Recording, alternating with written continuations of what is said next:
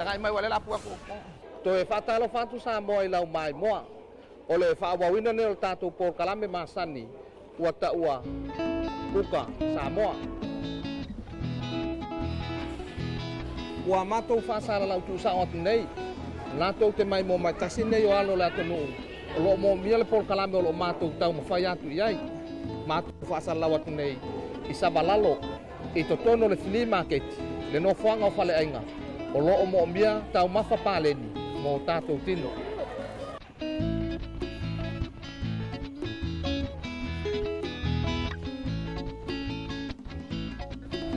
Samoa, whaawau mai lau mai moanga. O le kuka o le a tātou tau mawhai e whaasino atu I ante o ile nea piafi. O le sālaki e ngā osia I le uru. A o le whai alau kuka, mua wha mamau au ia po lima fot. Furu mama se apa whanu mama. Whaangama se solo mama. Ina ia awane ia ruse siama I tonu au tamawhtanga. Ia, peo na uta ua mua. O le uru le mau te whaangaina, o le maopo. E iei le mafuanga. E sao iei le uru ta o le puo. Iei le uru ta o le maafala. A o le aonga le maopo. A ona e tipi na se itu loulau whaafonga Samoa. E le manuti. Ia pe e vai fo. A le uru lea. Uru sa o ale fa yele tato sa laki o ta ua. O le sa laki uru. Masalo e faulau whaafonga. Ai whaawa mai pela mai moanga. O le alala a matatu. Whamoa ia tō te ngai mai ai. Tamaiti. Whamoa ia. Le ala atu I tono le apa mama lea. Tu iai whamoa. A uma. Ona mai lola I o le mea mea pese. Mea tu I whamoa. Lua whaeiva. Iva whamoa. Tasil whamoa le tu I tua I ame matamaiti pe a uma. Samoa ne whasa longa lo watu le. Flea market I no whanga lo iei tau mawha ese. Ai lo tumutumu lama le malu la tonu e mai mo mai. O mea whapene e se fia tangata Samoa so iai o mea ai. Walau te a uma na whai ona tofo fua lea. Por kalame masani o Kuka Samoa. Lea lau wapalu. Ia whamoa. O le uru le whaonga. E le umalo o fia moli mau.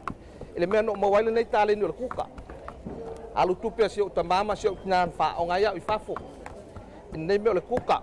Ai o tele I kuka se mea ai so o tamama po so o tina. A le o whataua le tātou por kalame Kuka Samoa.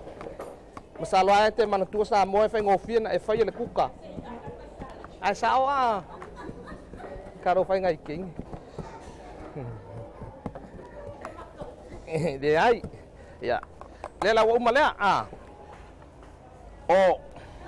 O le sosi le tau le whapalangi o le kiko sosi e pola ea. A e te loa ele pe atanga ia I whale o loa. O le mea o le mea neis. A ele moli maua fō mai popoto. E iai le ngā o e maua I. Paula le ai tia e whai ai. Sa iai sin susu. Pe a whai e te maua. E tau whai titi ai le ngā o lo maua I.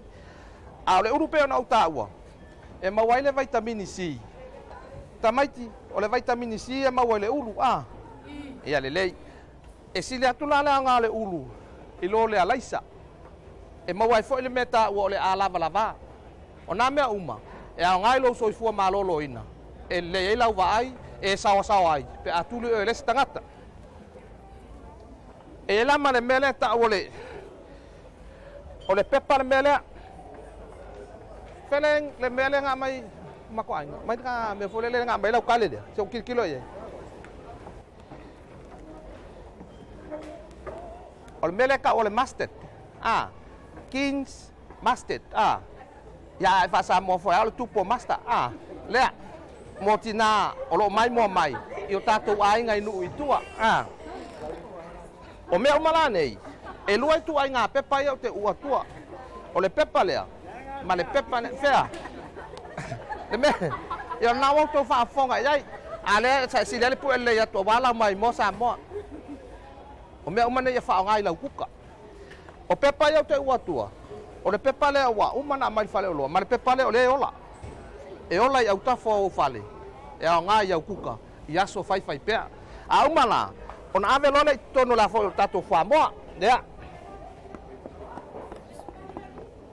vai mai tamai ia sa ve o le Abe malea ya tamaiti ole kuka le fai atu ole salaki ulu tamaiti leo tele ole salaki ulu oi kai de nga yo okay ai ko kere ka ele ma kwa ko le nga kere roka wa abe ele nya yo e uma lo ko fo oi ama ke le wa me ma malianan ya ke kanga mai awa ya le sikai me mo mi ai lau so swang oi ya le uma le ona avele yo le ona me uma oi me la le pe ka or kiko so si ka or me le ya nga oi o fa pa lagi nga o nalu lo le yo le me neis nga mo lo soi fu ma lo ina le karo fai ngai ka miki on sai mai bueno le o tu le me neis ai fa awa watu tato Kuka Samoa ya alu lo ai malesi pe pa le o la tonu le o tato o sa tonu sili no fia e fa ali ai Kuka fa pe nei wa tasi nei tamai te fia Kuka ai lo ai foi ma le ola nga me ai o ka mai ki lai ki fa pe ngai Samoa ai malau mai moa le o uma na ave uma ai me pe ona uta ua mua to ya la o ulu nei ulu nai lau sila o le maopo le la o tipi na fa pe o le atu ulo ia ton bola tato Kuka le nei asu mana tua Samoa e tipi pe o tipi nga o le pateta Samoa ai o le anga monia o Kuka nei pe ona uta ua mua o lo tau mafa paleni e te leto e mawai se ngase o le whamabau. Vitamin C pe ona uta ua. Mawai male, oi, vaenga le au tafa. O leo tau longo atua iai. Mawai le vitamin C, e mawai le vitamin A, vitamin P, e o ale vitamin D, e mawa umai me ai, oi.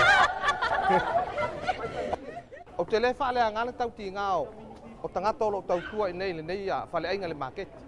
Ai pau ale meo lo tau longo atu. Tu ula ia mawhala au peo na whaali atu. E te soifua malolo inai, i tau mawha paleni. A whaawa pea la unga luenga o le Kuka. Se whaafongtasi atua le soifua malolo ina, i la lato fi au taua, i tau mawha paleni. Soifua malolo ina, lo tau tai. Samoa ai, o le nei vai tau o le tau sanga, ua alu whaalou le mangale tele o whaamai. Ai mai se lava le manawa tata, e mafua isa. Mafua lava e te nofo e matani. A whai sa auni se whengo se mea ai. Wha mamale leo wa ao. Wha mamale le maipu e ngau si ai. O ulo. O mea wha pēnā. Ma tu le se nofoanga e leo no tutu waini ini se. Awa ao no tutu waini ini se ti peo le lango. Ona so solo atoa leo wha mai. Ona awhia i leo o tātou whana. Ia mani o tō wano. O mea wha pēnā. E whai ngofie. Pe a tātou ngā rue whatasi. O leisi mea. Awane e whanga ina sta mai titi. Ai le vela le ona Kuka ne mea ai. Fa vela le au mea ai, ia ona fafanga ai le o lo walo. O le mauta o fautuanga Samoa, e sili le puipuia, nai le tue tau tonga fitia. Ia o nasa e faafonga se moli mau foi al soifua malolo ina e tusa o tatou por kalame o lo tau moli atu, maamatu, ia au tote nga ia oita maiti. Ia oe, o la tau faafonga iai, o lea foi la tau mufai, e tu faatu le Kuka ua maia. E tofo ai le mamano le atonu ua tumu i tafutafa o le laulau. Ioi. O le angalo tatou por kalame, mo tamaiti whai ai. Tamaiti o le tatou atonu. O le latou ia o le lumanai o Samoa mo antae au. Ma e lua, e o le whaamavau lava. Amene. Ioi. O le la, tamaiti o mai i le kula. Ioi.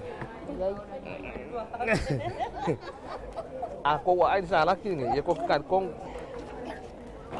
O le sia mea taua Samoa au, ai mai sia le whaafonga tina o lo whaasusu a lātou pepe.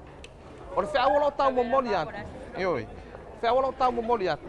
O le suasusu mo le pepe fou. Ai le o le suasusu mo le tangata matua, wha mo le mole Samoa malau whaafonga.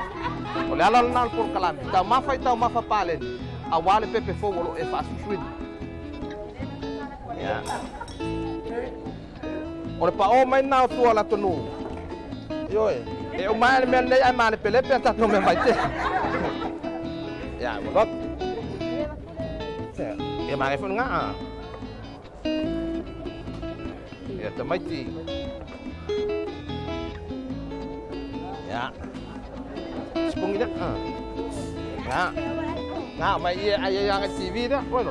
Go forma Facebook. Salaki ulu. Meleia mo Samoa. Manaya mo lo se fua maloloina. Salaki ulu. Wa ngai ala ba. Ni o ke ia na ko. Mane e ila ma mo Samoa. O salaki ulu. E mau ai vitamini pe ona uta ua mo mua. Ai awala ne e alfua to mai ulo resi ainga. Wai tu poil fala bela. To li pe o la o ma opo. Fai ai la salaki ulu. Awa lo olo i lo fanua. Mo ele. Ele mang mai asine. Tu Kau. Tôi acho mà ta sao là chỉ không nên muốn lìa. Ngau mai sila mai or fa le stenge sia. Yo. Na sa mo wa tangai mai ai. Ele ole mangong yo kuka. Ai o fa ta simono na le ma fau. Ta sing nei tama matua wa sila mai ai. La to yo lu mana yo la tonu. Ole o sawe ai ilang sala ale lo po ai la fa nga ngawa ko ka ngai mai ai pa mau man TV. Wa mana o ai tali lo na na ma. Le de. Ma ngai ya. Ai fe u koi. Wa umana ku. Aku mlai u. Tato por kalamel na vai asofou. Tato to e fa awa watu. Ila tato por kalame masani. Kuka Samoa. To fa Samoa malau fa fonga. Ia malau mai moanga le afia. Fa so ifua. See you next week. Le lawa mai ia sta mai nga ola titia fa pea. Vai asofou Kuka Samoa. Fa. Bye. Bagi terlah ko one network news. Ama me ka koi pu e. Sa fa ila ka lai TV. E asa ko fon. Wa me le ia salaki ulu. Pa wala me te nang nyani de. Se fa siang ya. Kaya fo amon kam. Le apa le sa ngau si ai. Dia. Ai, ko uma.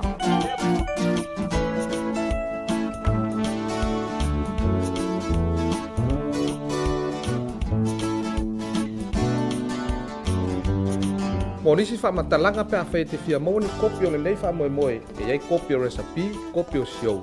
Ya, monisi fa matalanga te fia malamba le fa so ta mbel telefoni lua tolu fa van. Mo lo si la fia telefoni lua tolu fa van.